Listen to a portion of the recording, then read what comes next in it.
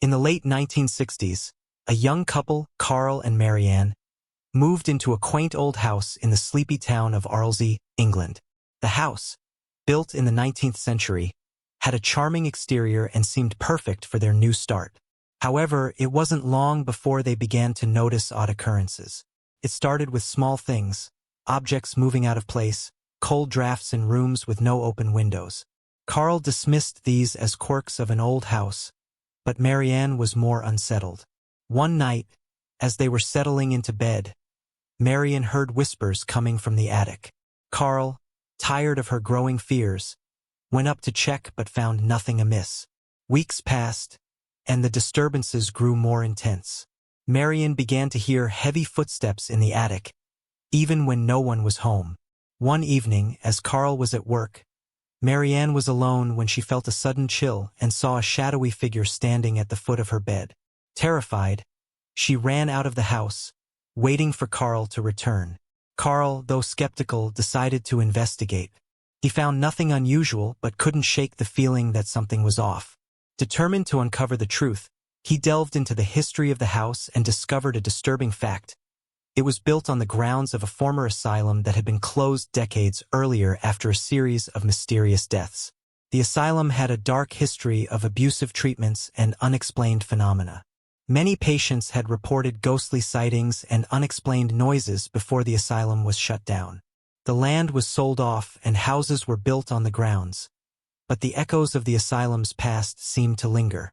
The couple decided to seek help from a local paranormal investigator. The investigator set up equipment to capture any supernatural activity and spent a night in the house. As they reviewed the recordings, they were horrified to find eerie sounds.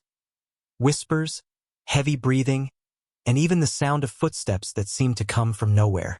The final blow came when the investigator used a spirit box, which captures and translates electronic noise into speech. The device repeatedly said the name Emily, which matched the name of a young girl who had died in the asylum under mysterious circumstances. That night, Karl and Marianne experienced their most terrifying encounter. As they were preparing for bed, the temperature dropped suddenly, and the whispers grew louder. Marianne saw the shadowy figure again, but this time it was accompanied by a chilling, hollow voice that seemed to come from all around them, echoing with a mournful tone. The figure seemed to be trying to communicate something, but the message was lost in the fear and confusion. Unable to endure any more, Karl and Marianne moved out of the house shortly afterward. The new owners, unaware of the house's grim history, reported similar experiences. Unsettling noises, cold spots, and a persistent feeling of being watched. The house, now a local legend, stands as a haunting reminder of the dark past that lingers on the grounds of what was once an asylum. Months after Karl and Marianne abandoned their home in Arlesey, the house was purchased by a new family, the Parkers. They were excited about their new life in the charming house, oblivious to its unsettling history. The Parkers, comprised of Tom, Laura, and their two teenage children, Emily and Jake, were initially enamored with the house's character and vintage charm. However, it didn't take long before the strange occurrences started up again. The family began noticing peculiar things right away. Doors would slam shut on their own, and disembodied footsteps echoed through the hallways. The Parker children reported hearing whispering voices in the attic and seeing dark shadows flit past their peripheral vision. Laura, a skeptic, tried to dismiss these experiences as normal quirks of an old house, but the disturbances only grew more intense. One evening, Tom decided to investigate the attic, hoping to find a logical explanation for the strange noises. As he climbed the creaky stairs, he noticed a chilling draft that seemed to follow him. The attic was filled with old trunks and dusty furniture, but there was nothing out of the ordinary until he discovered a hidden compartment behind a loose panel in the wall. Inside the compartment were old documents, yellowed with age, and a faded photograph of a young girl. The name Emily was scrawled on the back of the photo. Tom felt a shiver run down his spine as he realized the significance of the name. He showed the photograph to his family, and Emily Parker's eyes widened with recognition. The girl in the photograph looked remarkably similar to her, even though she had no family connection to anyone who had lived in the house. Laura, now concerned, decided to research the history of the house. She discovered that Emily had indeed been a patient in the asylum, a child who had tragically died under mysterious circumstances. The more Laura uncovered, the more she realized that the asylum had been involved in horrific practices. Emily had been subjected to experimental treatments, and her death was listed as unknown causes, with records suggesting she had been one of the asylum's most troubled and mistreated patients.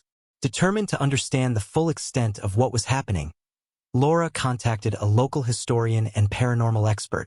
The expert, intrigued by the case, suggested conducting a séance in the house to communicate with the spirits.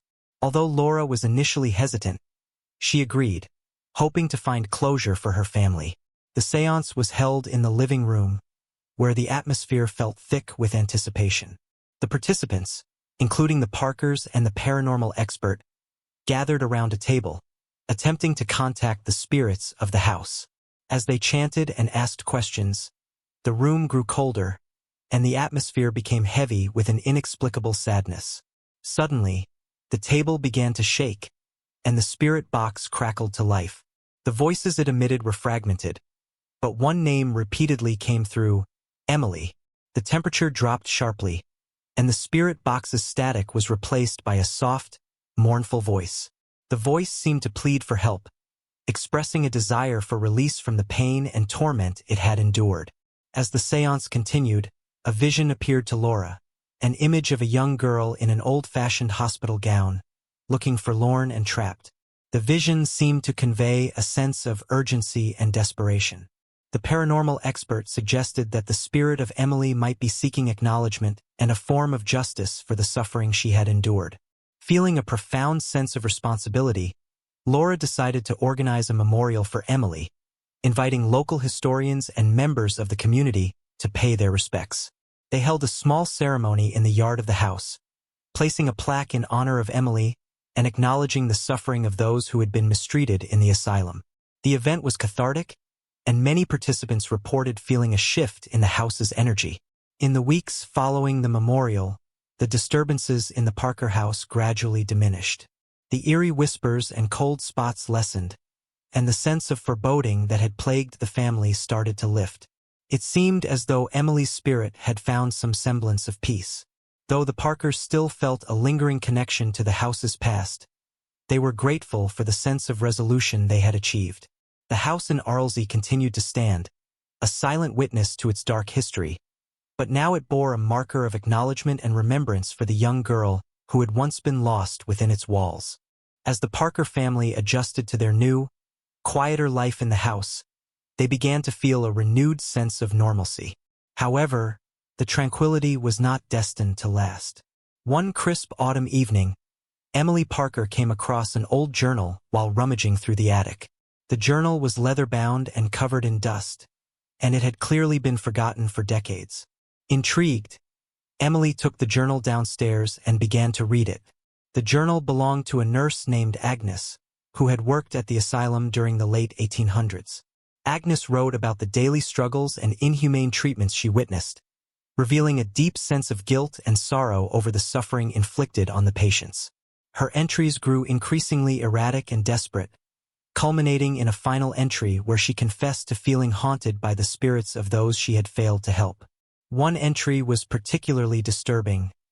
"The girl is restless. Her eyes haunt me, and the others whisper of revenge. I fear I have doomed us all." Emily showed the journal to her parents and the paranormal expert who had previously assisted them. The expert explained that the journal might provide crucial insights into the house's haunted history, but it could also stir up dormant energies if not handled with care. They decided to investigate further, believing that understanding Agnes's role might offer new clues about the haunting. Laura reached out to local historians and discovered that Agnes had vanished under mysterious circumstances. Some records suggested she had been dismissed from the asylum abruptly, her whereabouts unknown. There were whispers that she had been involved in secret experiments and had become a victim of her own guilt. As the Parker family delved deeper into Agnes's life, strange occurrences began anew. The journal seemed to stir something in the house, and Emily reported seeing shadows moving in the corners of her vision. Cold drafts returned, and objects began to move once more. One night, Laura and Tom were woken by a loud bang. They followed the noise to the attic, where they found the old trunks and the hidden compartment disturbed. The journal was missing. In its place was a handwritten note that read, "The truth must be known." Determined to uncover the full story, the Parkers arranged for a medium to perform a spiritual cleansing of the house, hoping to release the lingering spirits and any unresolved energy. The medium conducted a thorough ritual, calling upon the spirits to come forward and find peace. During the cleansing, the medium experienced a powerful vision. Agnes appeared, her spirit tormented and conflicted. She conveyed that the restless spirit haunting the house was not Emily but another child, one who had been even more wronged by the asylum's horrors.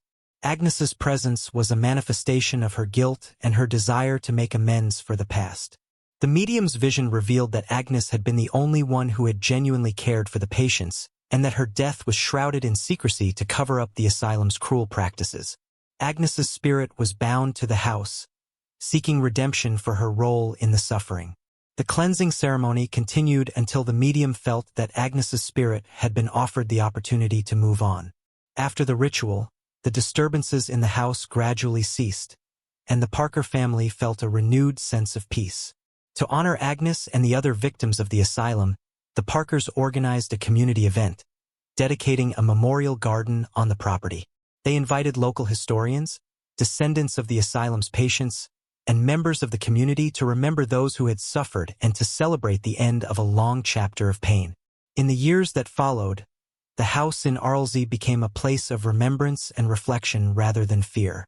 The Parker family lived peacefully, and the house, once haunted by the echoes of its dark past, now stood as a testament to the power of acknowledgement, redemption, and the enduring impact of history. As the years passed, the Parker family enjoyed a sense of peace in their home, but the story of their house and its haunting became a local legend. The memorial garden they established was visited by many, becoming a place of reflection and quiet tribute to those who had suffered in the asylum. However, one crisp autumn, just as the leaves were turning golden, a new family moved into a neighboring house. The Winters, Emma and David, were excited to settle into their new home and quickly became friends with the Parkers. They were eager to hear the local stories and were fascinated by the history of the asylum grounds, especially the tales of the haunted house next door. One evening, during a casual conversation over tea, Emma Winters mentioned a strange coincidence. She had found an old, intricately carved wooden box in the attic of her new home, hidden behind a false wall. The box was locked, and Emma had been unable to open it. She showed it to Laura Parker, who immediately felt a twinge of unease. Laura recognized the box from old photographs of the asylum. Its design matched an artifact mentioned in Agnes's journal. Intrigued and slightly apprehensive, Laura and Emma decided to investigate the box further, hoping it might shed light on any remaining mysteries. They contacted the paranormal expert, who agreed to examine the box in the hopes of uncovering more about the asylum's dark past. During the examination, the expert performed a ritual to safely open the box, which revealed a collection of disturbing items: old medical instruments, tattered records, and a small, blood-stained diary. The diary, once opened, belonged to a different nurse, one who had worked alongside Agnes and had been involved in the more secretive aspects of the asylum's operations. The entries detailed unethical experiments conducted on the children, including Emily, and hinted at a hidden agenda to cover up the atrocities. The final entry was particularly chilling. The children's spirits are restless. We must hide the truth at all costs or face their wrath. Emma and Laura were stunned by the revelation. It seemed that the diary confirmed the existence of a sinister conspiracy within the asylum. The box appeared to be a hidden repository of evidence, meticulously concealed to protect those responsible from being exposed. Driven by a sense of duty, Laura and Emma decided to share their findings with local historians and authorities. They hoped to bring justice to the victims and ensure that the full extent of the asylum's horrors was revealed. Their efforts led to renewed interest in the asylum's history, and investigations were reopened into the facility's practices.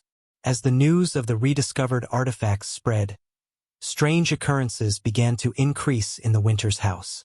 Emma reported hearing footsteps in the attic, and David noticed unexplained cold spots. It seemed as though the spirits connected to the asylum were stirred by the uncovering of long-buried secrets. Determined to put the spirits to rest once and for all, Laura, Emma, and the paranormal expert organized a new ceremony, this time in the Winters house, to address the unrest caused by the revelations.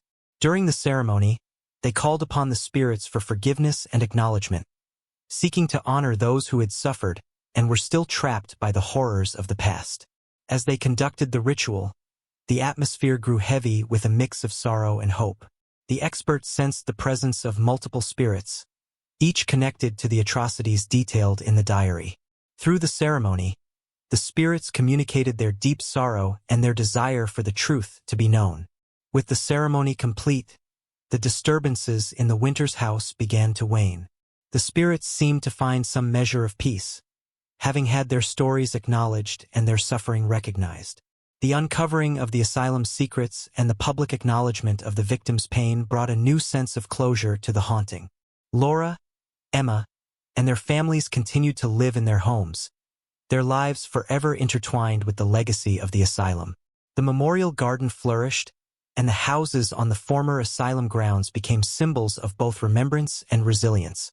The story of the asylum and its haunting became a powerful testament to the importance of uncovering the truth and the enduring impact of acknowledging past wrongs. The house, once a place of fear, now stood as a beacon of justice and remembrance, offering a place of peace for all who visited. As time passed, the Parker and Winters families lived in relative peace, though the haunting legacy of the asylum lingered in local lore. However, a new twist emerged when an old acquaintance of the Winters family, a historian named Dr. Evelyn Moore, arrived in town. Dr. Moore had heard about the asylum's history and the recent discoveries from Emma and Laura. Intrigued, she sought to delve deeper into the asylum's dark past, hoping to uncover any remaining secrets. Dr. Moore's research took her to archives, old newspapers, and obscure documents. She discovered that the asylum had not only been involved in illegal experiments but had also been the site of secretive meetings with powerful figures in the early 20th century. There were whispers of a clandestine society, rumored to have used the asylum as a cover for their operations. This society was said to have engaged in forbidden rituals and occult practices. Dr. Moore's findings led her to believe that the asylum's horrors were not only the result of unethical medical practices, but also of dark rituals intended to harness spiritual power. The final piece of evidence she uncovered was a cryptic letter written by a high-ranking member of the society, hinting at a hidden chamber beneath the asylum, where they conducted their most forbidden rites. With this new information, Dr. Moore approached Laura and Emma, suggesting they investigate further. She believed that uncovering the chamber and its contents might explain some of the lingering paranormal disturbances and offer a chance to finally put the restless spirits to rest. The Parker and Winters families, now deeply invested in understanding the full scope of the asylum's dark history, agreed to assist Dr. Moore. They enlisted the help of a local archaeologist, Professor Ian Carter, who specialized in historical sites and clandestine activities. Together, they began their search for the hidden chamber. Their investigation led them to the remains of the asylum's foundation, now partially overgrown and forgotten. Using Dr. Moore's research and Professor Carter's expertise, they located a concealed entrance beneath the old asylum's ruins. The entrance was hidden behind a wall of dense foliage and debris, and it was sealed with an elaborate, occult symbol. As they broke the seal and descended into the darkness, the air grew heavy with a palpable sense of dread. The chamber was filled with remnants of the asylum's hidden past, arcane symbols, faded manuscripts, and strange artifacts. At the center of the chamber was an old altar, covered in dust and cobwebs. Among the artifacts, they found a series of ritualistic objects and books detailing the society's esoteric practices. One book, in particular, caught their attention. A grimoire filled with incantations and diagrams. It appeared that the society had been conducting rituals to manipulate and control spirits, seeking to harness their energy for their own purposes. As they examined the grimoire, a sudden, eerie chill enveloped the chamber. The air crackled with supernatural energy, and the group felt an overwhelming presence. The spirits of those who had suffered in the asylum seemed to be reaching out, their anger and sorrow intensifying. The group realized that their intrusion into the hidden chamber had disturbed the spirits and reawakened their unrest. To calm the spirits and provide closure, they decided to conduct a powerful ritual of release, combining their knowledge of the occult with the traditional spiritual practices they had used before. Dr. Moore led the ritual, using the grimoire to channel the energy and communicate with the spirits. As they performed the ceremony, the chamber's temperature fluctuated wildly, and the air was filled with ghostly whispers. The ritual was intense and emotionally draining, but it seemed to bring a sense of calm to the spirits. As the ritual concluded, the oppressive atmosphere in the chamber lifted. The spirits, having been acknowledged and offered a form of release, began to fade away. The once foreboding chamber now felt lighter, and the oppressive energy that had lingered seemed to dissipate. The team emerged from the ruins, exhausted but relieved. The final piece of the asylum's dark history had been uncovered and addressed. The Parker and Winters families felt a deep sense of accomplishment, knowing they had played a part in bringing peace to the restless spirits. Dr. Moore continued her research, documenting the findings and the resolution of the asylum's haunting. Her work contributed to a greater understanding of the asylum's history and the impact of its dark practices. The memorial garden flourished, and the house stood as a symbol of resilience and closure. The story of the asylum and the efforts to uncover its secrets became a poignant reminder of the importance of acknowledging and addressing the past. The Parker and Winters families, forever changed by their experiences, continued to live in their homes with a profound respect for the history that had shaped their lives.